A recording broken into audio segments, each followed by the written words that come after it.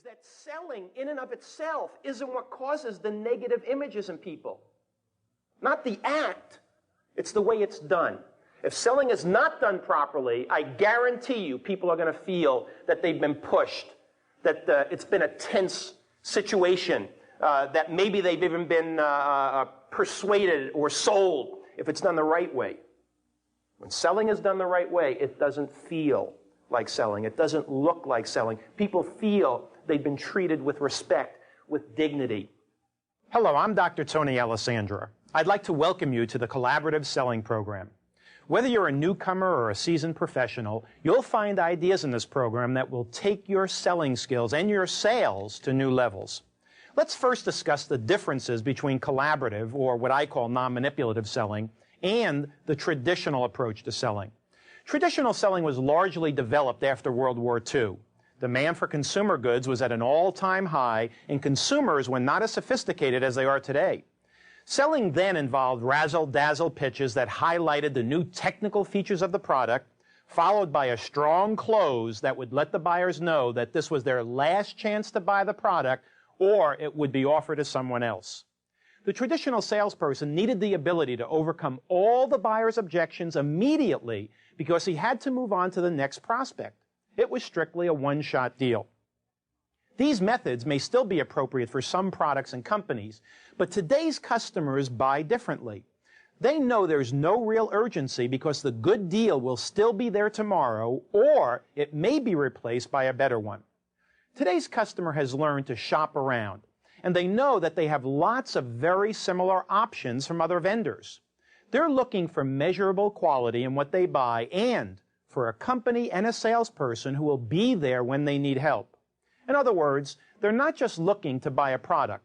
They're looking for a long-term relationship with their supplier. What's missing in traditional selling is a commitment to a long-term relationship. Short-term thinking creates an adversarial environment in which everyone loses. This process creates negative tension for both the buyer and the seller. It doesn't take a genius to figure out that the emphasis in traditional selling is in the wrong place. The collaborative salesperson takes the time up front to build a sincere, committed relationship and learn in depth about the customer's needs. This makes the entire sales process a pleasant one and ensures that the environment will be cooperative and collaborative rather than adversarial. The first step in collaborative selling is to understand exactly what you have to offer that's unique and exactly which target audiences can best use what you have to sell. When you do contact them, you'll be prepared to convey your advantages, your credibility, and your sincere desire to be of service. You'll develop trust, and you'll gather a complete picture of their situation, their needs, and their opportunities before you talk at all about your product or service. You'll let the prospect know that you're there to help more than you're there to sell.